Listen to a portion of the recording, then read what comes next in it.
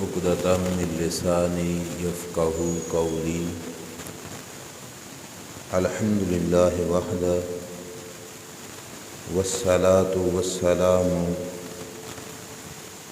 على من لا نبي بعده وعلى آله وأصحابه الذين أوفوا عهده. أما بعد فأعوذ بالله من الشيطان الرجيم. بسم الله الرحمن الرحيم. ألم يروا كم أهلكنا من قبلهم من قرن مكناهم في الأرض ما لم نمكن لكم وأرسلنا السماء عليهم مدرارا وجعلنا الأنهار تجري من تحتهم فأهلكناهم بذنوبهم وأنشأنا من بعدهم قرنا آخرين. صدق الله العظيم. إن الله وملائكته يصلون على النبي يا أيها الذين آمنوا صلوا عليه وسلموا تسلیما. درود پاک الصلاۃ والسلام علیک یا سیدی یا رسول اللہ وعلی آلک وصحابک یا سیدی یا حبیب اللہ. الصلاۃ والسلام علیک یا سیدی یا نبی اللہ وعلی آلک وصحابک یا سیدی یا نور اللہ. مولاي صل وسلم دائما ابدا على حبيبك خير الخلق كلهم منزه عن شريك في محاسنه فجوهر الحسن فيه غير منقسم. يا أكرم الخلق مالي من ألوذ به سواك عند حلول الحادث العمم ولن يضيق رسول الله جاه كبي إذا الكريم تجلى باسم منتقم. محمد تاج رسول الله قاطبة محمد صادق الأقوال والقلم. رب صل وسلم دائما أبدا على حبيبك خير الخلق كلهم. اللہ تبارک و تعالی جل جلالہ وعم نوالہ وعظم شانہ کی حمد و ثناء اور اس کے پیارے حبیب سید المرسلین خاتم النبیین امام الانبیاء حضرت محمد مصطفیٰ احمد مجتبیٰ صلی اللہ تعالی علیہ وآلہ وبارک وسلم کے دربار اقدس میں ہدیہ درود و سلام بسعد ادب و احترام عرض کرنے کے بعد معزز محتشم حاضرین و سامعین السلام علیکم ورحمۃ اللہ وبرکاتہ. اللہ تعالیٰ کی توفیق سے اور اس کے پیارے حبیب صلی اللہ تعالی علیہ وآلہ وسلم کی نگاہ رحمت اور شفقت کے طفیل ہم سب کو نماز جمعہ کی حاضری کی سعادت نصیب ہو رہی ہے. دعا ہے اللہ تبارک و تعالی اس موقع پر حق سچ بیان کر کے اس پہ عقیدہ رکھ کے عمل کی توفیق عطا فرمائے. آج کے خطبہ جمعہ شریف کے اندر پروردگار عالم اللہ جل وعلا شانہ کی ایک شان اللہ تبارک و تعالیٰ کی قدرت کی قوت کہ اللہ تبارک و تعالیٰ جس وقت اپنی بارگاہ کے مجرموں کو پکڑتا ہے تو اس کی پکڑ بڑی سخت ہوتی ہے. اس حوالے سے چند ایک گزارشات آپ حضرات کے سامنے عرض کرنی ہیں. دعا کیجئے اللہ تبارک و تعالی جل شانہ حق سچ بیان کر کے اس پہ عقیدہ رکھ کے عمل کی توفیق عطا فرمائے۔ محتشم سامعین، اللہ کریم جل شانہ نے اپنی گرفت سے، اپنی پکڑ سے ڈرانے کے لیے ہی انبیاء کرام علیہم السلام کو مبعوث فرمایا۔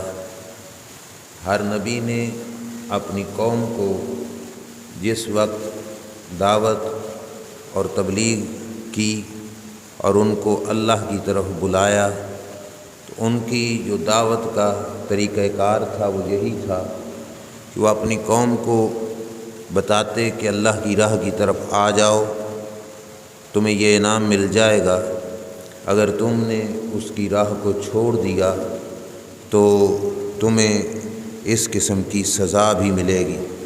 یہ رب ذوالجلال جل شانہ کے انبیاء کرام علیہم السلام کی دعوت کا طریقہ کار تھا۔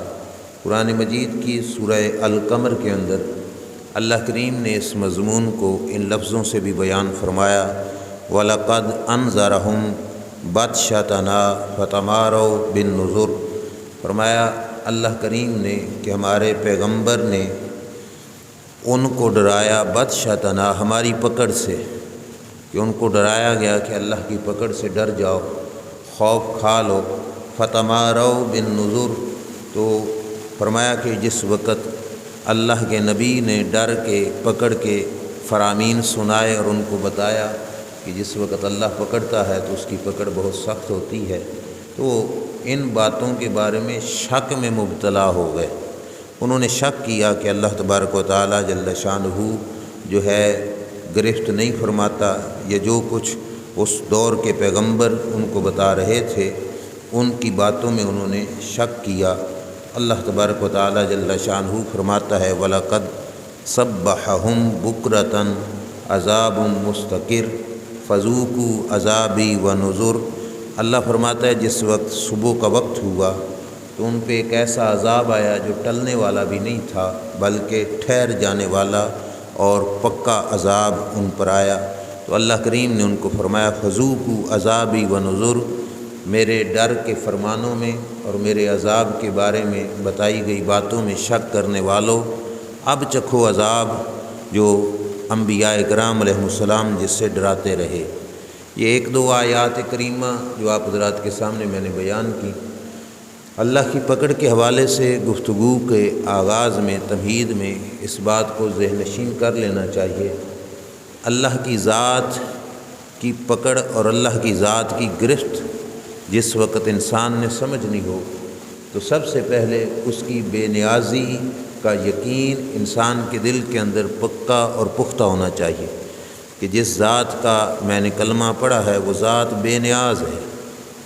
بے نیاز کا مطلب ہے کہ کسی کی کوئی پرواہ نہیں ہے، وہ کسی سے ڈرتا بھی نہیں اور کسی سے لالچ بھی نہیں رکھتا، اسے کسی کی کوئی پرواہ نہیں ہے، وہ بے نیاز ذات ہے۔ بڑے سے بڑے بھی اس کے سامنے آنے سے ڈرتے ہیں، اور وہ بے نیازی کا عالم اس کا یہ ہے کہ وہ کسی بڑے کو اپنی گرفت میں لے لے تو اس سے کوئی پوچھنے والا کوئی نہیں ہے، اور وہ کسی چھوٹے کو معاف کر دے تو اس سے اس بارے میں بھی پوچھنے والا کوئی نہیں ہے۔ تو اللہ کی گرفت سے، اللہ کی پکڑ سے ڈرنے والا جو ذہن ہے، جو سوچ ہے، وہ انسان کی ذہن میں تب پیدا ہوتی ہے کہ جس وقت سب سے پہلے انسان کے دل میں اللہ کی بے نیازی کا یقین بیٹھ جاتا ہے کہ اللہ کی ذات بے نیاز ہے۔ جس وقت بے نیازی کا یقین بیٹھے گا تو اس کے دل کے اندر اس بات کا خوف آئے گا کہ وہ رب ذوالجلال جل شانہ کی ذات کسی وقت بھی، کسی بندے کو بھی، کسی حال میں بھی اپنی پکڑ کے اندر لے سکتا ہے۔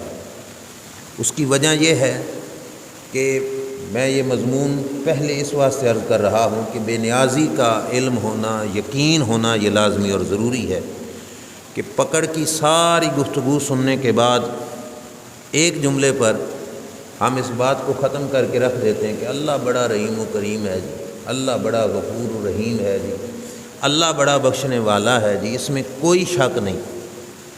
ساری شانیں ہونے کے باوجود وہ بے نیاز بھی ہے، غفور الرحیم ہے پر بے نیاز ہے۔ کسی کو بخشے گا تو لالچ کی وجہ سے نہیں بخشے گا، کسی کو بخشے گا تو اس سے کچھ لے کر نہیں بخشے گا، جہاں پہ اس کی منشا اور ارادہ پایا گیا وہاں پہ بخشش ہو جائے گی۔ ضروری نہیں کہ وہ شخص چوٹیوں کا گنہگار ہو تو اس کی بخشش کا طلبگار ہو، نہیں بھائی، بے شک سال ہا سال کا عبادت گزار ہو پھر بھی وہ طالب بخشش ہوگا اللہ کی بارگاہ سے، لیکن کب؟ جس وقت اس کی بے نیازی کا یقین انسان کے دل میں بیٹھا ہوا ہوگا۔ اگر اس کی بے نیازی کا یقین نہ ہوا تو پھر 2-4 نیکیاں کرنے کے بعد انسان کے دل میں آئے گا کہ میں تو نیکوکار ہوں، اس کی پکڑ سے ڈرے تو وہ ڈرے جو گناہ گار ہے، اس کی پکڑ سے وہ ڈرے جس کے دن رات کے جو معاملات ہیں وہ گناہوں کے اندر گزر جاتے ہیں، اس کے ذہن میں یہ آئے گا۔ لیکن رب یہ نہیں چاہتا، رب یہ چاہتا ہے کہ میری بے نیازی پر یقین رکھے، اور بے نیازی پر یقین کا مطلب یہ ہوگا کہ وہ فقط گناہ گار ہو کے نہیں ڈرے گا اللہ کی پکڑ سے، بلکہ نیکوکار ہونے کے باوجود بھی اللہ تبارک و تعالیٰ سے ڈرے گا، اسے اللہ کی پکڑ کا خدشہ ہوگا، خوف ہوگا۔ جو تعلیم رسول کریم صلی اللہ تعالیٰ علیہ وآلہ وسلم نے اپنے صحابہ کو دی اور صحابہ کے واسطے سے ہم مسلمانوں تک پہنچی، وہ تعلیم بصورت حدیث پاک ہو یا صورت قرآن کے اندر ہو، اللہ کریم جل شانہ یہی چاہتا ہے کہ میری پکڑ سے ڈرے تو فقط گناہ گار نہیں، نیکوکار بھی ڈرے۔ نیکی پہ مان کر کے اللہ کی پکڑ سے بے خوف ہو جانا یہ بھی مسلمان کا کام نہیں ہے، کیونکہ نیکی کرنے والے کو پتہ ہو کہ وہ بے نیاز ذات ہے، پتہ نہیں میری نیکی قبول بھی کرے کہ نہ کرے۔ میں نے پہلے کہا کہ بخشش کرے گا جس کی تو وہ لالچ کی وجہ سے نہیں کرے گا، کسی کی بخشش کرے گا تو کسی کے ڈر کی وجہ سے بھی نہیں کرے گا، وہ اپنے فضل سے کرے گا، اپنے کرم سے کرے گا۔ اب یہ نہیں پتہ کہ وہ اپنا فضل و کرم کس پہ کر دے، کسی کو پکڑے گا تب بھی کسی کی لالچ کی وجہ سے نہیں، نہ ہی کسی کے ڈر کی وجہ سے، وہ پکڑے گا اپنے ارادے سے، کیا خبر کس کو کس حال میں گرفت میں لے لے۔ یہی وجہ تھی کہ اللہ کی بے نیازی کا یقین جس وقت رکھا، انبیاء کرام علیہ السلام بھی رب کا خوف رکھتے رہے، صحابہ اکرام علیہ رضوان بھی اللہ تبارک و تعالیٰ سے ڈرتے رہے، اللہ کے دین کے اولیاء کرام بھی اللہ تبارک و تعالیٰ جل شانہ سے ڈرتے رہے۔ ہمیں صحابہ، انبیاء اور اولیاء کرام ان کی صف میں رب کی ذات سے بے خوف کوئی بھی نظر نہیں آتا، سب کے دل میں اللہ کی ذات کا خوف رہا۔ ہمارے یہاں غلطی برتی جاتی ہے کہ عموماً اولیاء کرام کی شان بیان کرتے ہوئے جب آیت پڑھی جاتی ہے الا ان اولیاء اللہ لا خوف علیہم ولا هم یحزنون، کہ اللہ کے ولیوں پر کوئی خوف نہیں، تو لوگوں کے ذہن میں یہ ہوتا ہے کہ معاذ اللہ کہیں اللہ کا بھی خوف نہیں، نہ ہرگز نہیں۔ جس کے دل میں اللہ کا خوف نہیں وہ ولی تو ولی رہا، وہ مومن ہی نہیں۔ جس کے دل میں رب کی ذات کا ڈر نہیں وہ ولی تو درکنار، اس کا ایمان بھی کوئی نہیں۔ یہاں پہ جو فرمایا گیا ہے نا کہ الا ان اولیاء اللہ لا خوف علیہم ولا هم یحزنون، مطلب یہ ہے کہ جو اللہ کا ہو جاتا ہے اسے دنیا کے کسی بھی بادشاہ سے، کسی بھی جو ہے مالدار سے، کسی بھی جاگیردار سے، کسی بھی چودھری سے، کسی سے اس کا کوئی ڈر نہیں ہوتا، اس کے دل میں فقط رب کا خوف ہوتا ہے۔ اور یہ بات بالکل حقیقت ہے، جو اس سے ڈر جاتا ہے کائنات میں وہ کسی سے پھر نہیں ڈرتا، کائنات کی کوئی طاقت پھر اسے ڈرا نہیں سکتی۔ مومن کی یہ شان ہے، مومن کی یہ پہچان ہے کہ مومن اللہ تبارک و تعالیٰ جل شانہ کا خوف رکھتا ہے، اسے ہر وقت رب کی گرفت کا خطرہ رہتا ہے۔ میں اس کائنات کی سب سے بڑی ہستی کی بات وہ آپ حضرات کے سامنے عرض کرتا چلوں۔ پہلے عقیدے کی اصلاح کے لیے یہ بات ذہن میں رکھنا، اللہ کے نبی معصوم ہوتے ہیں، معصوم کا مطلب ہے ان سے گناہ نہیں ہو سکتا، وہ گناہوں سے بالکل پاک ہوتے ہیں، اور بلکہ وہ انبیاء اکرام علیہ السلام تو اپنی امتیوں کے جنت میں جانے کا وسیلہ اور سبب ہوتے ہیں، یہ بات بھی ذہن نشین رکھی۔ لیکن ہمیں تعلیم دینے کے لیے ہمارے نبی علیہ الصلاۃ والسلام کا طریقہ کار کیا ہے، حضور علیہ الصلاۃ والسلام کا انداز تربیت کیا ہے، وہ حدیث پاک مشکات شریف کی میں آپ حضرات کے سامنے عرض کرتا ہوں۔ سیدہ طیبہ طاہرہ ام المومنین صدیقہ کائنات محبوب کائنات حضرت عائشہ صدیقہ رضی اللہ تعالی عنہا ارشاد فرماتی ہیں کہ رسول کریم صلی اللہ تعالی علیہ وآلہ وسلم جس وقت بادل کو دیکھتے، حضور علیہ الصلوۃ والسلام جس وقت چڑھے ہوئے بادل کو دیکھتے تو سرکار دو عالم صلی اللہ تعالی علیہ وآلہ وسلم کے چہرہ اقدس کا رنگ بدل جاتا اور سرکار کے چہرے سے خوف کے اثرات ہمیں نظر آتے۔ بادل چڑھا دیکھ کر سرکار کے چہرے پر خوف کے اثرات ہمیں نظر آتے۔ حضرت عائشہ صدیقہ رضی اللہ تعالی عنہ نے عرض کیا، یا رسول اللہ صلی اللہ علیہ وسلم، لوگ بادل دیکھ کر موسم کے خوشگوار ہونے کی وجہ سے ان کی طبیعت کے اندر خوشی ہوتی ہے، وہ خوش ہوتے ہیں، الٹا اس چیز کو جو ہے اپنی نشاط کے لیے، طبیعت کی دلچسپی کے لیے جو ہے وہ تیار ہوتے ہیں کہ بارش آئے گی یا موسم خوشگوار بنے گا، تو وہ موسم کی خوشگواری کا انتظار کرتے ہیں اور خوش ہو جاتے ہیں جس وقت بادل آتے ہیں۔ آپ کے چہرے پر مجھے خوف کے اثرات نظر آتے ہیں، بھلا کیوں؟ سرکار مدینہ صلی اللہ تعالی علیہ وآلہ وسلم نے فرمایا، لا یؤمننی ان یکون فیہ عذاب، فرمایا عائشہ مجھے بادل دیکھ کر خوف اور ڈر کسی انسان سے نہیں، رب سے خوف آتا ہے۔ وجہ یہ ہے کہ اسی بادل کے ذریعے اللہ نے کئی قوموں پر اپنے عذاب برسائے، اور مجھے ڈر لگتا ہے رب ذوالجلال سے کہ بادل کی شکل میں ہم پہ کوئی عذاب نہ آ رہا ہو۔ پہلے ہی میں نے آپ کو یہ بات باور کرائی، دوبارہ کرا رہا ہوں، وہ نبی جن کی شان ہے کہ ما کان اللہ لیعذبہم وانت فیہم، محبوب اگر تم ان میں ہو تو میں ان پہ عذاب نہیں برساؤں گا۔ اس نبی صلی اللہ علیہ وسلم کا تربیت کا طریقہ یہ ہے کہ اپنے امتیوں کی تربیت یہ کی کہ وہ آسمان پہ چڑھنے والے بادل کو دیکھ کر بھی اللہ کی پکڑ کا خوف محسوس کرتے ہیں، صرف ہمیں سکھانے کے لیے کہ اللہ کے بندو، یہ اللہ تبارک و تعالیٰ کی گرفت، اللہ کی پکڑ کی جو نشانیاں ہوتی ہیں ان کو دیکھ کر انسان کے دل کے اندر خوف پیدا ہونا چاہیے۔ بے نیازی کا یقین ہوگا تو پھر نیکوکار بھی ڈرے گا، گناہ گار بھی خوف کھائے گا۔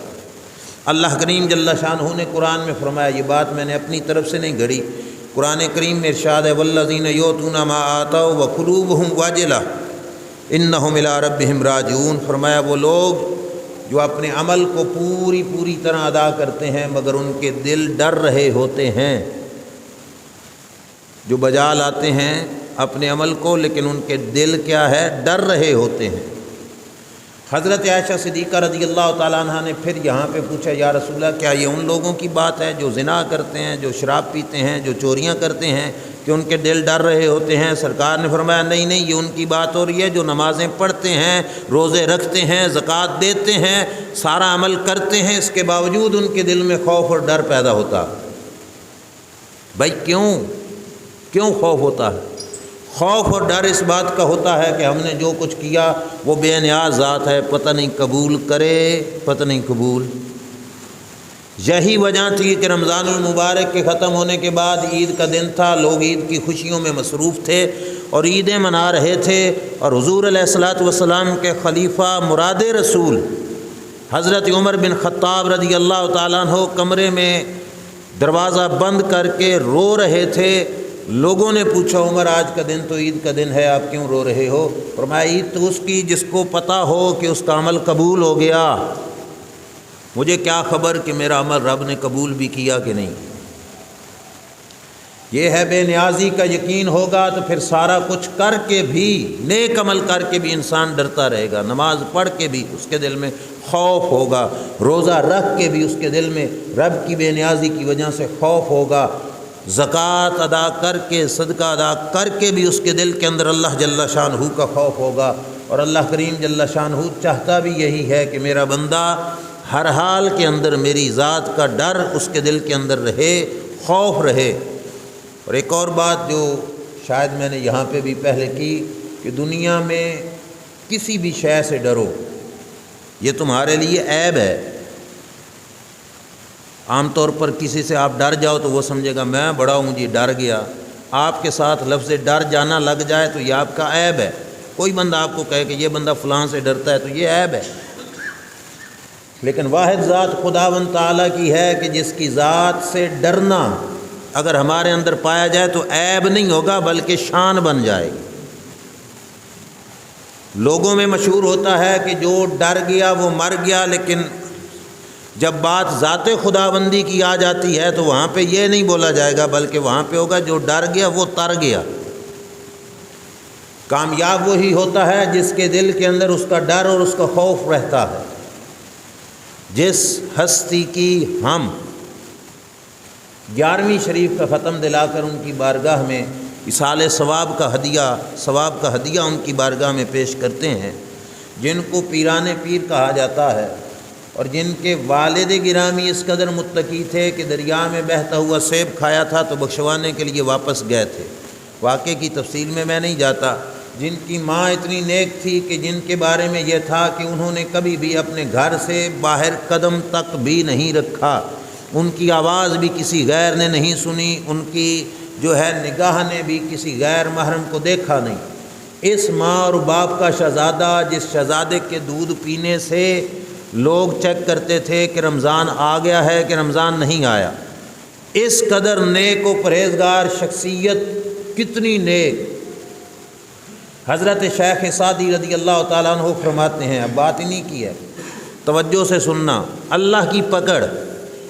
حضرت شیخ عبد القادر جیلانی رضی اللہ تعالیٰ عنہ کے حوالے سے حضرت شیخ سعدی شرازی فرماتے ہیں کہ میں کعبہ شریف کا طواف کر رہا تھا تو میں نے دیکھا کہ ایک شخص کعبہ کے پردوں کو پکڑ کر رو رہا ہے، اور زاروں قطار رو رہا ہے، اور تھوڑا تھوڑا نہیں، فرماتے ہیں کہ اتنا رو رہا تھا کہ ان کو دیکھنے والا بھی رو پڑتا تھا۔ اس قدر شدت کے ساتھ رونا تھا، اور کعبہ شریف میں جا کر پردے کعبہ کے غلاف کو پکڑ کر روئے جا رہا تھا، اور اس کی زبان کے یہ لفظ تھے کہ مولا اگر بروز قیامت میری بخشش نہیں تو مجھے اندھا کر کے قیامت کے دن اٹھانا، تاکہ تیرے نیک بندوں کے سامنے میں شرمندہ نہ ہوں۔ شیخ سعدی رحمۃ اللہ تعالی علیہ فرماتے ہیں، لوگوں نے تسلیاں دیں ان کو، لوگوں نے کہا او بھائی چپ کر جا، زیادہ نہ رو۔ لوگوں نے ان کو چپ کرانے کی کوشش کی، لیکن وہ لگاتار روئے جا رہے تھے، کعبہ کے غلاف کو پکڑے ہوئے تھے اور منہ کعبہ کی غلاف کے ساتھ لگایا ہوا تھا۔ حضرت شیخ سعدی رحمۃ اللہ تعالی علیہ فرماتے ہیں، میں نے انتظار کیا، جس وقت کعبے کا غلاف ان کے چہرے سے ہٹا تو وہ چہرہ شیخ عبد القادر جیلانی کا تھا۔ ہم کس باغ کی مولی ہیں؟ ہمارے پاس کتنا عمل ہے، کیا نیکی ہے، ہم نے کیا کچھ کما لیا جس کی وجہ سے اس کی ذات سے بے خوف ہو کر کہہ دیتے ہیں مولوی صاحب خیر ہے، لگے رہو، اللہ بڑا غفور الرحیم ہے۔ وہ بھائی غفور الرحیم صرف تیرے میرے لیے ہے، ان کے لیے نہیں تھا۔ وجہ یہ ہے کہ ہم نے اس کی بے نیازی پر یقین ہٹا دیا، جس کی وجہ سے ہم اس کی پکڑ سے بے خوف ہو گئے۔ اللہ کریم جل شانہ نے قرآن کے اندر متعدد جگہ پر، کئی جگہوں پر اپنی پکڑ کا ذکر کیا، پچھلی قوموں کا عذاب ذکر کیا کہ میں نے بڑی بڑی طاقتور قوموں کو پکڑا، اور ان کے ذکر کرتے ہوئے اللہ کریم نے قرآن میں یوں ارشاد فرمایا، جو آیت میں نے خطبے میں تلاوت کی، اللہ فرماتے ہیں الم یرو کم اہلکنا من قبلہم من قرن، فرمایا اوے لوگو تم دیکھتے نہیں ہو تمہاری سے پہلے کتنی بستیاں تھیں، جن بستیوں کو میں نے ہلاک کر دیا۔ صرف ایک دو گھر نہیں، پورے پورے علاقے، پورے پورے شہر، پورے پنڈ، پوری بستیاں۔ اللہ فرما رہا ہے قرآن کے اندر الم یرو کم اہلکنا من قبلہم من قرن، کیا انہوں نے وہ بستیاں نہیں دیکھیں جو میں نے ہلاک کی؟ یہ کن سے خطاب ہو رہا تھا؟ دراصل ابتدائی خطاب تھا مکہ والوں سے، جو رسول کریم صلی اللہ علیہ وسلم کی مخالفت کرتے تھے، حضور کا انکار کرتے تھے، اور ان کا مکہ سے شام کا سفر ہوتا تھا تجارت کی غرض سے، تجارتی قافلے جاتے تھے، اور مکہ سے شام کے سفر میں وہ بستیاں آتی تھیں جن بستیوں پر اللہ کا عذاب آیا تھا، پچھلے نبیوں کی جو امتیں تھیں ان کے علاقے راستے میں آتے تھے۔ اللہ کریم نے ان کو مخاطب کر کے فرمایا کیا تم نے نہیں دیکھا ان بستیوں کو جن بستیوں والوں کو ہم نے ہلاک کیا؟ مکناہم فی الارض ما لم نمکن لکم، فرمایا ان کا زمین کے اندر زور تمہارے سے زیادہ چلتا تھا، بڑے طاقتور لوگ تھے، اتنی طاقتیں تمہارے پاس نہیں جتنی طاقتیں ان کے پاس تھیں۔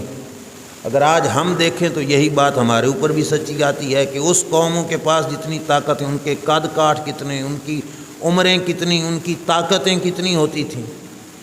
اللہ فرماتے ہیں ہم نے ان کو زمین کے اندر جتنی طاقت زور دیا تھا تم سے زیادہ ان کو دیا ہوا تھا، لیکن اگر انہوں نے اللہ کی مخالفت کی، اللہ کے رسول کی مخالفت کی، اللہ کے نبیوں کی مخالفت کی، دشمنی کی، تو اللہ فرماتا ہے ہم نے ان کو اپنی پکڑ میں لے لیا۔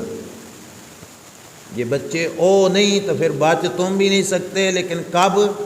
جب تم اللہ کے رسول کی اور اللہ کے دین کی مخالفت کرو گے تو پھر یہ نہ سمجھنا کہ تم بچ جاؤ۔ فرمایا تم سے ڈاڈے لوگ تھے، زور آور تھے، بڑے پاور والے تھے، وہ اتنی طاقتوں والے لوگ تھے کہ پہاڑوں میں اپنے گھر بنا لیتے تھے، وہ اتنی طاقتوں والے لوگ تھے کہ جن کے قد ہماری مسجد کے چھت سے بھی اونچے اونچے ہوتے تھے، لیکن جس وقت رب نے پکڑا ان کا نام و نشان بھی کوئی نہ رہا۔ بڑے بڑے بادشاہ، بڑے بڑے مالدار لوگ جن کی دولت کی کنجیاں بھی کئی اونٹ نہیں اٹھا سکتے تھے، جب رب نے پکڑا تو اللہ کی پکڑ سے وہ بچ نہ سکے۔ اللہ نے اور بھی بتایا کہ ہم نے ان کو زمین میں جو کچھ دیا تھا اس میں کیا تھا، ارسلنا السماء علیہم مدرارا، آسمان ضرورت کے وقت ان پہ بارشیں برساتا، جب بھی انہیں کھیتوں فصلوں کے لیے بارش کی ضرورت ہوتی بارشیں بھی برستیں، ان کی اچھی فصلیں ہوتی تھیں، اچھا کاروبار تھا، اچھی آمدنی تھی، زمین سے ان کی پیداوار بڑی اچھی ہوتی تھی۔ وَجَعَلْنَا الْأَنْهَارَ تَجْرِي مِن تَحْتِهِمْ، اور بارش کے پانی کی نہریں بھی ہم ان کی کھیتوں تک بہا دیتے تھے اور ان نہروں سے وہ اپنے کھیتوں کو پانی پلاتے تھے، لیکن فَأَهْلَكْنَاهُمْ بِذُنُوبِهِمْ، جب انہوں نے گناہ کیے تو ہم نے ان کو پکڑ لیا۔ وَأَنشَأْنَا مِن بَعْدِهِمْ قَرْنًا آخَرِينَ، ان کو مٹا کے رکھ دیا، ان کی جگہ پہ اور لوگ آباد ہو گئے۔ اب دیکھو جن گھروں میں ہم رہتے ہیں، دور نہ جائیں، ہم سے پہلے ان گھروں میں کون بستے تھے؟ ہمارے باپ، اس سے پہلے کون بستے تھے؟ اس سے پہلے کون بستے تھے؟ ان کا آج دنیا میں وجود نہیں رہا۔ اور یہ ذہن میں رکھنا، یہ ترتیب سلسلہ اللہ نے اسی واسطے لگایا کہ تمہیں بھی ہو کہ سدا تم نے بھی اس دنیا میں نہیں رہنا۔ وہ بے نیاز ذات ہے، اس پابند، وہ اس بارے میں بھی کوئی نہیں کہ بوڑھا کر کے ہی اس نے زندگی نکالنی ہے، جان نکالنی ہے، نہیں، کوئی پابند نہیں، وہ جوان کی بھی روح نکال لیتا ہے، ایسے ہے کہ نہیں؟ بچے کی بھی زندگی نکال لیتا ہے، موت دے دیتا ہے، ٹھیک ہے۔ کئی سالوں کے جو ہے بڑے بڑے بزرگ ہوتے ہیں لیکن وہ سلامت پھر رہے ہوتے ہیں، بے نیاز ذات ہے نا۔ اس واسطے رب ذوالجلال جل شانہ ہمیں اس بات کو باور کرانا چاہتا ہے کہ پہلے لوگ جو اس زمین پہ بستے تھے ان کو ختم کر دیا، ان کی جگہ پہ نئی قومیں آئیں اور وہ قومیں اب بس رہی ہیں۔ ان کو چاہیے کہ پچھلوں کے حالات دیکھ کر باخبر ہو جائیں کہ جس وقت رب پکڑتا ہے پھر اللہ کی پکڑ بہت سخت ہوتی ہے۔ اللہ کے نبیوں نے اس پکڑ سے ڈرایا۔ اور ساتھ دوسری بات یہ بھی ذہن نشین کر لیجئے کہ اللہ کریم جل شانہ کی گرفت جو ہوتی ہے اس کے بندوں پر، ہمارے اعمال میں جتنی کوتاہیاں ہوتی ہیں اس کے حساب سے نہیں، پھر بھی وہ کرم کا ایک حصہ درمیان میں رکھتا۔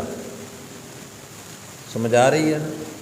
اللہ پکڑ کرے بھی صحیح، جو پچھلی امتوں پہ ہو گئی، جو یہاں پہ اکا دکا کسی کو اپنی گرفت میں لے کر دوسروں کے لیے عبرت کا نشان بناتا ہے، اللہ پکڑ ہمارے گناہوں کے حساب سے نہیں، اس سے کم فرماتا ہے۔ جتنے جرم ہیں ہمارے، اس جتنی اگر پکڑ کرے تو پھر ہم میں سے کوئی بھی روئے زمین پہ باقی نہ رہے۔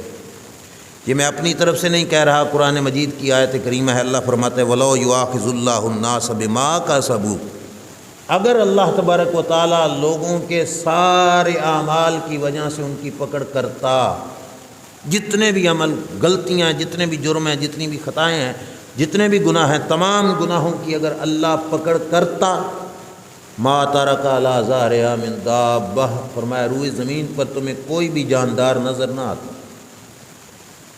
روئے زمین پر کوئی بھی جاندار نظر نہ آتا۔ دابہ کا لفظ انسان پر بھی بولا جاتا ہے، چوپایوں پر بھی بولا جاتا ہے، جانوروں کے لیے بھی بولا جاتا ہے، مطلب زمین پر چلنے والا کوئی بھی جاندار تمہیں نظر نہ آتا۔ اگر رب پکڑتا، گناہوں جتنا پکڑ رکھتا، جتنے گناہ ہیں اتنی ہی پکڑ میں لیتا، تو پھر روئے زمین پہ کچھ بھی نہ رہتا۔ کچھ مجرم اپنے جرم کی وجہ سے پکڑے جاتے اور پھر جو عذاب آتا اس کے اندر پھر باقی چیزیں بھی ماری جاتی، لیکن رب کیا فرماتا ہے، وَلَٰكِن يُؤَخِّرُهُمْ إِلَىٰ أَجَلٍ مُّسَمًّى، کچھ کو اللہ فوراً پکڑ میں لے لیتا ہے اور کچھ کو مخصوص وقت کے لیے ڈھیل دے دیتا ہے۔ یہ نہ سمجھے کوئی کہ جیسے دنیا کے ایوانوں میں کچھ مجرم گرفت میں آ جاتے ہیں اور کچھ بچ جاتے ہیں، نہ اللہ کی بارگاہ میں مجرم کا حساب پورا ہوگا۔ بس یہ فرق ہے، کچھ کو جلدی پکڑ میں لے لیا، کچھ کو مخصوص وقت تک کے لیے اللہ کریم نے مہلت دے دی، اور مہلت پانے والا شخص بھی اللہ کی ذات سے بے خوف نہ ہو، اسے مہلت ملی کہ یہ اپنی بقایا وقت میں بقایا کی زندگی میں توبہ کر لے، اللہ کو راضی کر لے تاکہ اس کے عذاب سے اپنے آپ کو بچا لے۔ آگے فرماتے فیضا جاء اجلہم، جب مدت وقت مقرر آ جائے گا تو وہ بھی اس گرفت کے اندر داخل ہو جائے گا۔ فَإِنَّ اللَّهَ كَانَ بِعِبَادِهِ بَصِيرًا، اللہ اپنے بندوں کے ہر عمل کو خوب دیکھنے والا، اللہ کو پتہ ہے کہ میرے بندوں کے کیا کیا عمل ہیں۔ یہاں پر ایک غلط فہمی کا ازالہ بھی میں کرتا چلوں، ہماری مصیبت یہی ہے کہ اللہ سے بے خوف کچھ ہم اپنی غلطیوں کی وجہ سے، شیطان کے ہتھے چڑھنے کی وجہ سے ہو گئے، اور کچھ اللہ سے بے خوف ہمارے خطیبوں نے، ممبر و محراب کے ان وارثوں نے اے عوام کو اللہ سے بے خوف کر دیا، پتہ نہیں کیا کیا سنایا، کس کس رنگ میں سنایا، اور لوگوں کی طبیعت اور مزاج کے اندر سے اللہ کا خوف کھینچ کے باہر رکھ دیا۔ چھوٹی چھوٹی سی بات پر بس انج کر دو تو تسی جنتی، انج کر دو تسی جنتی۔ بھائی اللہ تبارک و تعالیٰ کی گرفت بڑی سخت ہے۔ میاں محمد بخش نے کہا عدل کریں تے تھر تھر کمبن اونچیاں شانہ والے، اس نے عدل یعنی پورا حساب لیا تو بڑی بڑی شانوں والے بھی کانپنے لگ جائیں گے۔ ہم محتاج ہیں اس کے فضل کریں تے بخشے جاون، میں جے بھی منہ کالے، کہ اس کے فضل کے محتاج ہیں۔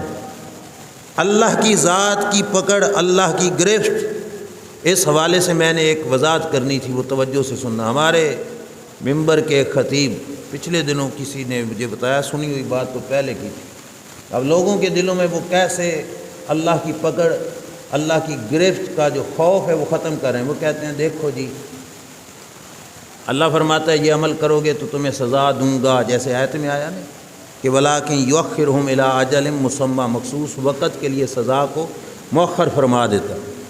اب مثال سمجھنا، وہ کہتے ہیں دیکھو اگر شام کو بچے نے غلطی کی ہو، کوئی جرم کیا ہو، اس کا جرم پکڑا جائے اور بچہ گھر میں آئے، امی یا ابو سے کہہ دیں چل ہن سہیں جا، سویرے تے تو پوچھاں گے۔ اس کا مطلب کیا ہوتا ہے کہ ابو امی نے اب اس سے پوچھنا معاف کر دیا ہے، بس پوچھنا نہیں، بس ایویں ڈراوا دیتا ہے چل سو جا، بعد میں پوچھیں گے تو اسے پوچھنا کوئی نہیں۔ اب صبح ہوتی ہے تو بچے کو بھی بھول گیا، ماں باپ کو بھی بھول گیا، کوئی نہیں جی سویرے پوچھنا ہی کوئی نہیں۔ یہ سزا دینی ہوتی تو ابھی دے لیتے، لیکن جب کہا کہ چل سو جا صبح پوچھوں گا تو پھر دینی کوئی نہیں۔ اب وہ کہتا ہے کہ اللہ نے بھی اگر ان بندوں کو کچھ پکڑنا ہوتا تو ہونے ہی پکڑ لینا گناہ آتے، جو کہا کہ بعد میں پکڑوں گا، یہ مطلب ہے پکڑنا ہی کوئی نہیں۔ معاذ اللہ ثم معاذ اللہ، کہ اللہ کے بندوں کو اللہ کا باغی بنایا جا رہا ہے، کہ اللہ نے جو کہا نا کہ بروز قیامت پکڑوں گا، تو کہتے ہیں مطلب اس کا یہ ہے کہ اس نے پکڑنا ہی نہیں ہے۔ یہ مطلب آج تک کسی نبی نے تو نہیں سنایا اپنی امت کو، ہمارے رسول کریم صلی اللہ تعالیٰ علیہ وآلہ وسلم نے تو نہیں سنایا اپنی امت کو، ہمارے نبی کے شاگرد صحابہ نے تو نہیں سنایا بعد والوں کو۔ بھائی اس کا مطلب یہ ہے کہ اللہ نے جو کہا قیامت کے ایک دن تمہارے حساب کتاب کے لیے، اس کا مطلب ہے اس نے پوچھنا ہی کوئی نہیں، تو سرے سے قیامت حساب و کتاب ہونا ہی کوئی نہیں۔ عجیب بات ہے، اللہ کریم نے مہلت دی صرف اس خاطر کہ میرے بندے توبہ طائب ہو جائیں اور کچھ لوگ ان کو دیکھ کر عبرت حاصل کر لیں، وگرنہ وہ پکڑنا چاہے تو کچھ کو فوراً پکڑ لیتا ہے اور کچھ کو وقت دے دیتا ہے، ڈھیل دے دیتا ہے۔ وہ فوراً پکڑے جانے والوں کو عبرت بنا دیتا ہے پچھلوں کے لیے، کہ تم ان کو دیکھ کر اپنے گناہوں کی وجہ سے ندامت اور جو ہے اللہ کی بارگاہ میں توبہ طائب ہو جاؤ، کہیں یہ نہ ہو کہ جیسے وہ پکڑے گئے ویسے تم بھی اللہ تبارک و تعالیٰ کی گرفت میں آ جاؤ۔ یہ مقصد ہوتا ہے، ورنہ یہ نہیں ہے کہ انسان اپنی قوم کو یہ سنائے کہ اللہ نے پکڑنا ہی کوئی نہیں۔ اللہ تبارک و تعالیٰ کی پکڑ وہ تھی جس پکڑ سے انبیاء کرام نے اپنے امتیوں کو خوف دیا، صحابہ نے خوف لیا، اللہ کے نبی، اللہ کے ولی، اللہ کی امت، محبوب صلی اللہ علیہ وسلم کی امت کے نیک بندے اس کا خوف رکھتے رہے۔ حضرت عمر رضی اللہ تعالیٰ عنہ کے بارے میں آتا ہے، یہ رخسار پر یہاں پہ 2 کالے کالے نشان بن گئے تھے۔ کیوں؟ آنسو اتنے بہتے تھے ان کی آنکھوں سے، جس جگہ پہ آنسو بہہ بہہ کے گزرتے تھے، نیچے گرتے تھے، اس جگہ پہ کالے نشان بن گئے تھے۔ کیا حضرت عمر کو کوئی نہیں اللہ کے رسول نے خوشخبری سنائی تھی؟ 10 مبشرہ میں سے ہیں وہ، 10 صحابہ جن کو سرکار نے جنت کا سرٹیفکیٹ دیا تھا، انہی میں سے ہیں۔ پھر بھی اللہ تبارک و تعالیٰ، وہ بے نیاز ذات ہے نا، اس کی بے نیازی کا خوف ہر کسی کے دل میں ہے، پھر بھی رو رہے ہیں، پھر بھی ان کی آنکھوں سے آنسو بہہ رہے ہیں، جن کو جنت کا اٹیسٹڈ ٹکٹ مل چکا ہے رسول کریم صلی اللہ علیہ وسلم کی بارگاہ سے، لیکن انہوں نے اس جنت کے ٹکٹ کا یہ مطلب نہیں سمجھا کہ اس کا مطلب یہ ہے کہ ہم اللہ سے باغی ہو جائیں۔ نہ، اللہ سے بغاوت نہیں کرنی۔ اللہ کا خوف نیک کے دل میں بھی رہے، اللہ کا خوف گناہ گار کے دل میں بھی رہے۔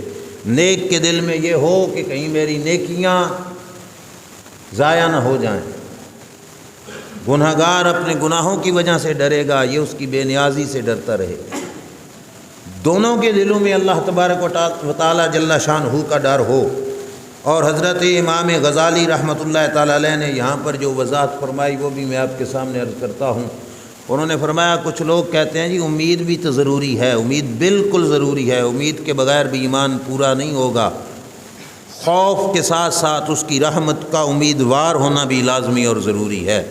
کریم بڑا ہے، شک نہیں، رحیم بڑا ہے، لیکن ایک ہوتی ہے امید اور ایک ہوتا ہے دھوکہ۔ بڑی توجہ سے یہ بات سمجھنا، اب دل کے کان کھول لینا، یہ میں اپنی طرف سے نہیں، وقت کا امام غزالی جن کو حجت الاسلام کہا جاتا ہے، وہ بتانے لگے ہیں۔ وہ فرماتے ہیں ایک ہے امید اور ایک ہے دھوکہ، ایک ہے دھوکہ اور ایک ہے امید۔ امید اور دھوکے میں فرق کیا ہے؟ اللہ کی رحمت کا امیدوار ہونا وہ اور بات ہے، اور اللہ کی رحمت کا نام لے کر دھوکے میں پڑ جانا یہ اور بات ہے۔ اب یہ فرق انہوں نے خود کیا۔ وہ فرماتے ہیں کل توقع حس علی توبۃ او علی تشمر فی العبادۃ فہو رجاء۔ انسان کے دل میں ایک امنگ، آرزو، جس آرزو کی بنیاد پر انسان کی عبادت بڑھ جائے اور انسان کے دل میں توبہ کا خیال آ جائے، یہ انسان کی جو آرزو ہے یہ امید ہے۔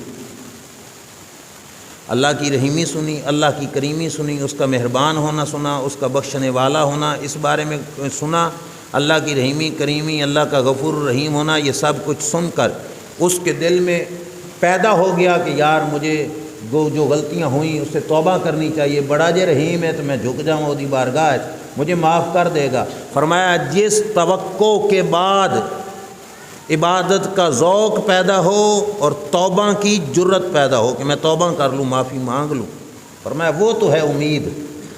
اگلا جملہ سننا، فرمایا وَكُلُّ رِجَاءٍ أَوْجَبَ فُتُورًا فِي الْعِبَادَةِ، ہر وہ امید جس کی وجہ سے عبادت میں سستی پیدا ہو جائے، جس کی وجہ سے عبادت میں سستی پیدا ہو جائے، وَرُكُونًا إِلَى الْبَطَالَةِ فَهُوَ غِرَّةٌ، اور فرمایا انسان کے دل کے اندر باطل کے لیے نرمی پیدا ہو جائے، فرمایا وہ امید نہیں، وہ دھوکہ ہے، وہ امید نہیں، وہ دھوکہ ہے۔ اب تقریر سن کر رحمت کی دل میں آئے کہ کوئی نہیں جی، نہیں بھی پڑھی نماز تو کوئی حرج نہیں، یہ پھر امید نہیں، یہ کیا ہے؟ دھوکہ ہے۔ امید اس چیز کا نام ہے جس کے بعد عبادت بڑھ جائے، توبہ کی جو ہے انسان کے دل کے اندر شوق اور ذوق بڑھ جائے۔ فرمایا کما اذا خطر لہو، مثال دی کہ این یشتغل بالعمل ویترک الذنب، فرمایا مثال کے طور پر کسی کے دل میں یہ خیال آتا ہے یار گناہ بڑے ہو گئے، چھڈو ہن گناہ، اب توبہ طائب ہو کر نیکوکاری کرتے ہیں، آج کے بعد 5 وقت کی نماز شروع کر دیتے ہیں، کسی کو ستانا نہیں، کوئی بد نگاہی نہیں کرنی، کسی کو زبان سے تکلیف نہیں دینی، اپنے رشتہ داروں کے ساتھ اس نے سلوک کرنا ہے۔ ایک طرف دل میں خیال یہ آیا اور ساتھ ہی دوسری طرف ایک خیال کھٹکا جس نے آ کے یہ کہا مالکا وَلِذَا نَفْسَكَ وَتَعْذِيبَهَا وَلَكَ رَبٌّ كَرِيمٌ غَفُورٌ رَحِيمٌ۔ دل میں آیا اپنے آپ کو اوکھا کیوں کرتا ہے، راتیں جاگنا کوئی سوکھا تے ٹھنڈے پانی نال وضو کرنا کوئی سوکھا، سکون نال سو۔ وَلَكَ رَبٌّ کریم، تیرا رب بڑا کریم ہے، غفور بڑا بخشنے والا ہے، رحیم بڑا ہی مہربان ہے، خواہ مخواہ اپنے آپ کو کیوں تکلیف میں مبتلا کرتا ہے۔ فرمایا عمل کی سوچ، عمل کی فکر ذہن میں آئی اور ساتھ دوسری طرف سے یہ خیال پیدا ہوا، فرمایا مت سمجھنا یہ امید ہے، یہ شیطانی سوچ ہے۔ یہ کیا ہے؟ شیطانی سوچ ہے۔ ایسے امید نہ سمجھنا کہ دل کے اندر ایک طرف اللہ کی بارگاہ میں جھکنے کا خیال پیدا ہو، عمل کرنے کا اور گناہ کے چھوڑ دینے کا خیال پیدا ہو، اور دوسری طرف ذہن میں یہ آئے او یار کیوں اپنے آپ کو تکلیفوں میں مبتلا کرتے، اوکھا کیوں ہونا، رب بڑا کرم کرنے والا ہے۔ امام غزالی رحمۃ اللہ تعالی علیہ فرماتے ہیں یہ بولی شیطان کی بولی ہے، یہ بولی یہ بولی شیطان کی بولی ہے۔ مومن کا دل اور مومن کے سینے والا ایمان کبھی بھی اس کو اس راہ پہ نہیں لگائے گا۔ جو اللہ کی رحمت کی امید ہے وہ کہے گی اسے امید، اور جھک جا اس کے دربار میں، وہ تو ایک کا 10 دیتا ہے، اور کر لے توبہ، وہ تو ایک آنسو پر بخشش فرما دیتا ہے۔ یہ امید ادھر لے کے آئے گی، اور اگر امید اس طرف لے کے جا رہی بھائی کیتی یا گناہ کوئی گل نہیں، رب بڑا کریم ہے، اوکھا ہونے کی کوئی ضرورت نہیں، فرمایا یہ امید نہیں، یہ شیطانی سوچ ہے۔ میں یہاں پہ کہہ رہا ہوں اگر یہی سوچ اور فکر کسی ملا کی تقریر سے دل میں پیدا آئے، اسے ملا نہ سمجھنا، اسے شیطان سمجھنا، کہ وہ لوگوں کے دل کے اندر سے اللہ کا خوف نکال رہا ہے اور عمل کی جو جذبہ ہے وہ ختم کر رہا ہے۔ اگر یہ فکر کسی پیر کے پاس بیٹھنے کی وجہ سے دل میں آئے، اسے پیر نہ سمجھنا، اسے شیطان سمجھنا۔ پیر اور مولوی شریعت کا وہ ہوتا ہے جس کے پاس بیٹھنے کی وجہ سے انسان کے دل میں بارگاہ خداوندی میں جھک جانے کا جذبہ پیدا ہو جاتا ہے، اور انسان سمجھتا ہے میں جس رب کا بندہ ہوں وہ بڑا کریم ہے، میں اس کی مخالفت کیوں کر رہا ہوں، میرا حق بنتا ہے میں اپنی جبیں اس کی بارگاہ میں جھکا لوں، وہ تو ایک کے بدلے میں 10 گنا بڑھا کے اجر دیتا ہے۔ وہ ایک مکھی کے سر کے برابر آنسو ندامت کی وجہ سے نکل آئے تو بھڑکتی جہنم کی آگ کو بجھا دیتا ہے۔ یہ رحیمی کریمی کا تقاضا ہے کہ اس کی رحیمی کریمی سن کر اس کی آنکھ سے آنسو نکل آئے، اس کی بارگاہ میں جھکنے کا جذبہ پیدا ہو جائے۔ امام غزالی رحمۃ اللہ تعالیٰ علیہ نے یہیں پہ یہی کہا کہ فا یفتر بذالک عن التوبہ، یہ سوچ جس وقت پیدا ہوتی ہے کہ وہ تو بڑا رحیم کریم ہے، تو فرمایا اسے توبہ کی پھر توفیق بھی نہیں ہوتی، عمل سے بھی رک گیا، گناہ سے جو روک رہا تھا وہ بھی ختم ہو گیا، اور توبہ سے بھی جو ہے وہ بچ گیا۔ آگے امام غزالی رحمۃ اللہ تعالیٰ علیہ فرماتے ہیں ورجاء کافۃ الحلق هو سبب فطورهم وسبب اقبالهم على الدنيا وسبب اعراضهم عن اللہ تعالی واعمالهم السعي للآخرہ۔ فرمایا ہمارے اکثر لوگوں کی امید کا نتیجہ یہی نکلتا ہے کہ ان کے عمل میں کوتاہی پیدا ہو جاتی ہے، دنیا کی رغبت پیدا ہو جاتی ہے، اللہ سے منہ موڑ لیتے ہیں اور آخرت کے لیے کوشش کرنے سے پیچھے ہٹ جاتے ہیں۔ نام کیا رکھتے ہیں؟ یہ اللہ کی امید، اللہ کی رحمت کے امیدوار ہے۔ امام غزالی فرماتے ہیں نہیں، فذالک غرور، یہ دھوکہ ہے۔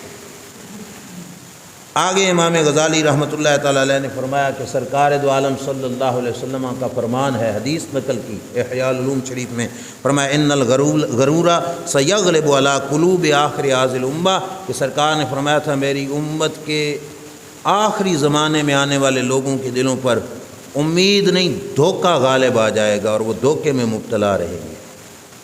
یہ بات امام غزالی نے لکھی اور فرمایا وَأَمَّا الْآنَ فَتَرَى الْخَلْقَ آمِنِينَ مَسْرُورِينَ مُطْمِئِنِّينَ غیر خائفین، فرمایا آج کل اگر تم لوگوں کو دیکھو گے بالکل بے خوف نظر آئیں گے، کوئی خوف خطرہ نہیں اللہ تعالیٰ، مطمئن نظر آئیں گے، مسرورین خوش نظر آئیں گے، غیر خائفین کوئی خوف ان کے دل میں نہیں ہوگا۔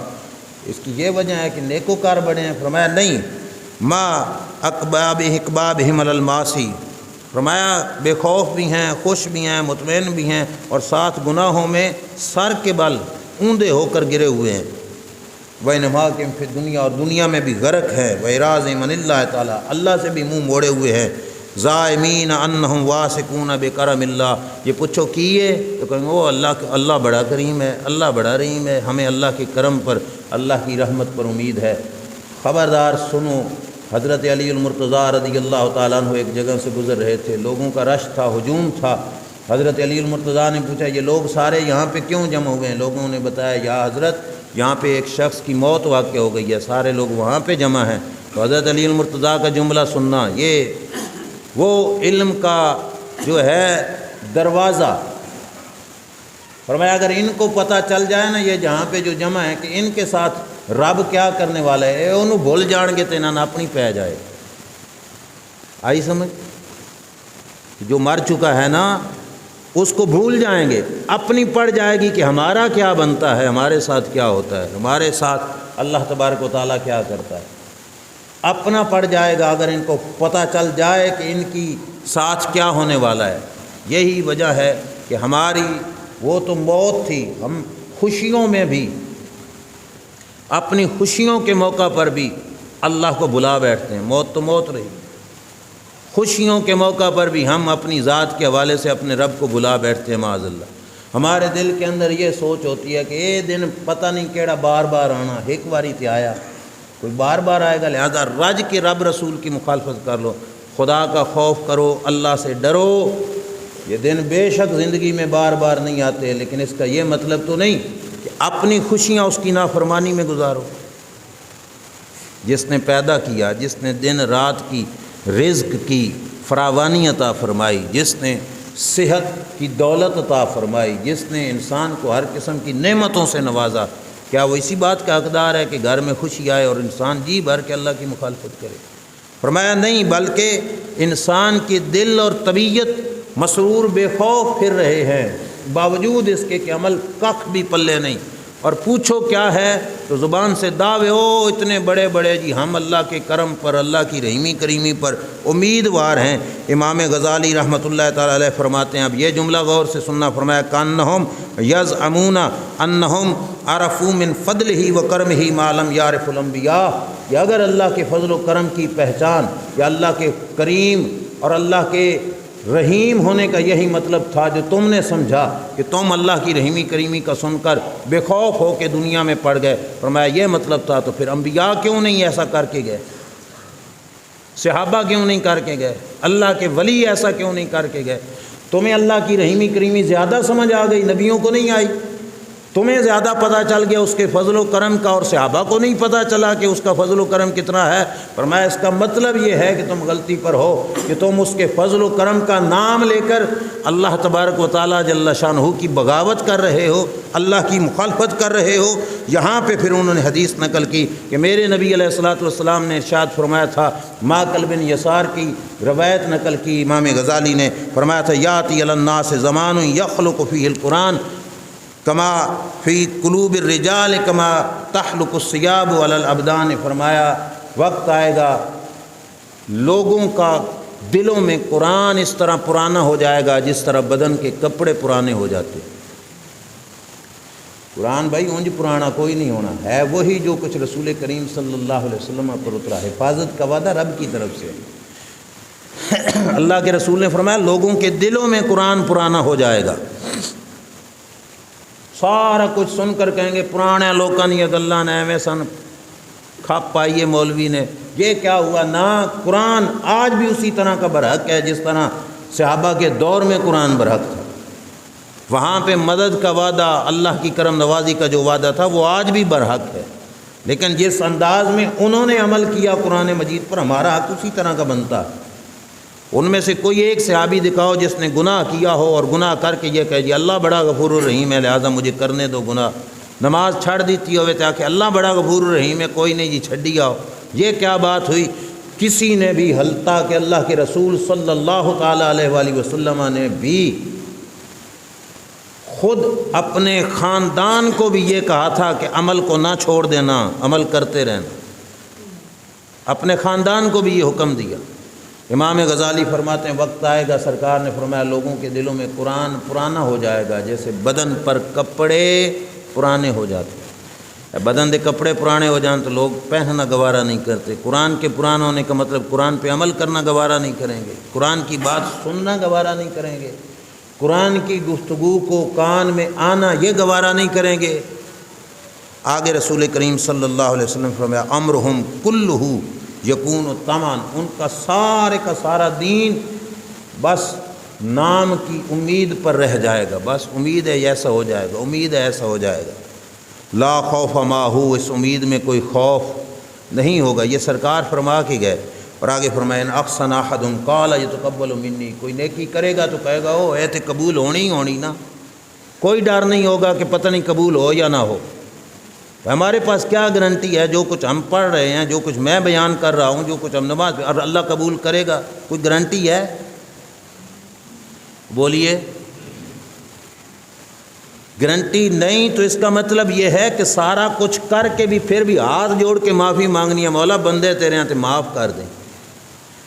کسی عمل پر غرور نہیں کرنا، آکڑ نہیں دکھانی کہ میں تو نیک ہوں، میں پرہیزگار ہوں، نہ، جتنا مرضی عمل کر لے پھر بھی اس کے دربار میں سر جھکا ہوا۔ یہ بندہ مومن کی شان ہے، بندہ مومن کی پہچان یہی ہے کہ اللہ تعالیٰ کا خوف اس کے دل میں اتنا ہوگا۔ فرمایا نیکی کریں گے تو سمجھیں گے تے قبول ہونی ہونی، وین عصا قال یغفر لی، اگر گناہ کرے گا تو کہے گا جی یہ تے بخشا ہی جائے گا، اللہ بخش دے گا۔ یہ سوچ انسان کے دل میں پیدا ہو جائے گی۔ میں نے پہلے بھی کہا شیطان نے اندر سے، ہمارے اندر سے اللہ کی بے نیازی کا یقین ختم کیا، ہمیں دھوکے میں مبتلا کیا۔ رہی صحیح خسر ہمارے خطیبوں نے، جاہل نعت خوانوں نے اور بے عمل واعظین نے نکال دی لوگوں کے دلوں سے، کہ لوگ اس بات کی طرف آ گئے۔ اب معذرت کے ساتھ میں عرض کر رہا ہوں، کوئی بندہ یہ جو کچھ بیان کر رہا ہوں یہ سننا بھی گوارا نہیں کرتا۔ کوئی اوکھا سوکھا سن لے تو پرے جا کے کہے گا ایویں ہی لگے ہو اسی، اللہ بڑا غفور رحیم۔ میں نے جو رحمت خداوندی پر گفتگو کی وہ بھی سن لینا، لیکن اس کا یہ مطلب ہرگز نہیں کہ اللہ کی پکڑ سے بے خوف ہو جائے انسان۔ رہی صحیح خسر جو ہمارے جاہل قسم کے نعت خوان ہیں، انہوں نے نکال دی، قوم کو ایسے ایسے کچھ سنایا کہ قوم نے ان کو، قوم کو بدماش بنانے کے لیے جس وقت کوئی شعر پڑھا تو قوم نے نوٹوں کی بارش کر دی۔ اب پڑھنے والے کو تو چاہیے تھا بس میری جیب بھر جائے، باقی ان کا بے شک دین ایمان، ان کا اسلام بے شک رول جائے، وہ اپنی جیب بھر کے چلا گیا، پچھلوں کا دین ایمان بگڑ گیا، اور ایسا بگڑا کہ وہ کسی کی زبان سے اصلاح بھی سننا گوارا نہیں کرتے۔ اب جنت اتنی سستی، توجہ میری طرف، کہ نقیب اعلان کر رہا ہوتا ہے جو ایک ہاتھ اٹھا کے نعرہ لگائے گا وہ جنت میں جائے گا۔ لے بھائی تو ٹھیکے دار ہیں جنت دا، تین کے ساکھیا، جو دو ہاتھ اٹھا لے گا وہ جنت میں جائے گا، لاؤ جی کھلو کے نعرہ لاؤ تو پھر جنت میں جائے گا۔ رسول کریم صلی اللہ تعالیٰ علیہ وآلہ وسلم نے یہ نہیں فرمایا، سرکار نے فرمایا جو میری راہ پہ چلے گا وہ جنت میں جائے گا، جو میرے طریقہ کار پہ چلے گا وہ جنت میں جائے گا۔ اور کوئی ٹھیکہ نہیں ہے کسی کے پاس، میں ذمہ داری سے کر رہا ہوں، جن کے قبضے میں تھی، جو مالک اور وارث ہیں جنت کے میرے آقا صلی اللہ تعالیٰ علیہ وآلہ وسلم، انہوں نے بھی جس کو جنتی کہا، جن کو جنت دی، کسی کو اللہ سے بے خوف بنا کر نہیں، اللہ کی بارگاہ میں جھکا کر عطا فرمائی۔ تو سمجھ آ رہی ہے؟ بخاری مسلم کی متفق علیہ روایت سنی اور میں بات کو سمیٹ رہا ہوں۔ بخاری مسلم کی متفق علیہ روایت، میرے کریم آقا صلی اللہ تعالیٰ علیہ وآلہ وسلم کی بارگاہ میں ایک غلام بطور ہدیہ تحفہ کے پیش کیا گیا۔ جیسے آج کل کسی کو کوئی چیز کا نذرانہ ہوتا ہے، اس وقت ایک غلام تحفے کی شکل میں حضور کی بارگاہ میں پیش کیا گیا۔ میرے کریم آقا صلی اللہ تعالیٰ علیہ وآلہ وسلم کو جس وقت غلام پیش کیا گیا، نام تھا اس کا مدعم۔ کیا نام تھا؟ میم دال عین اور میم، مدعم اس کا نام تھا۔ اب سرکار کی نوکری کرنا یہ اس کا کام تھا، بھائی پوری توجہ سے سننا۔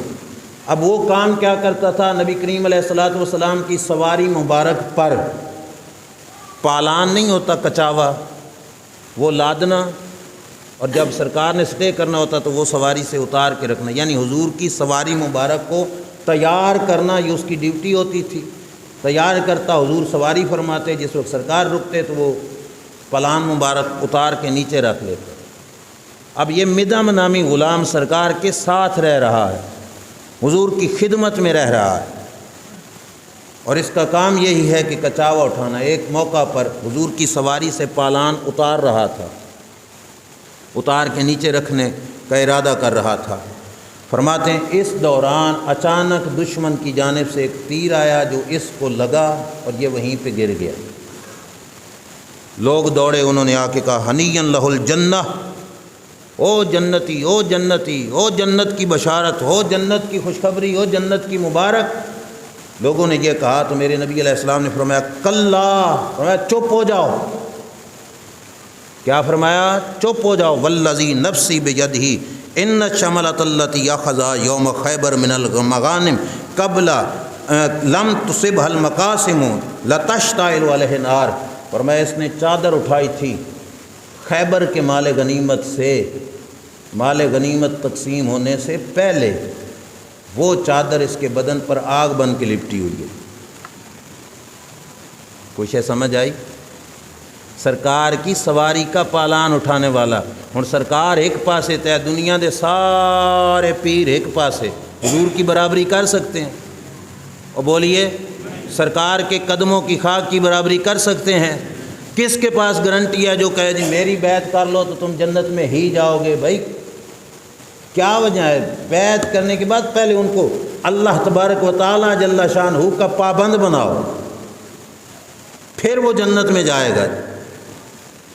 یہ نہیں، یہ رسول کریم کی سواری کا پالان رکھنے والا سرکار فوت ہوتا ہے تو لوگ کہتے ہیں جنت کی بشارت، جنت کی خوشخبری، جنت کی مبارک۔ میرے نبی علیہ السلام نے روک دیا، فرمایا اس کے جسم پہ تو وہ چادر آگ بن کے لپٹی ہوئی ہے جو چادر اس نے مال غنیمت سے اٹھائی تھی۔ ہم کسی کا حمال کھا کر بھی اپنے آپ کو سمجھیں کہ کوئی بات نہیں۔ یہ آپ کے پاک پتن شریف کی ہی بات ایک مفتی صاحب نے بتائی، میں اسی پر اپنی گفتگو سمیٹتا ہوں کہ ایک ملا کسی قسم کی تقریر کر کے قوم کو بے خوف بنا رہا تھا۔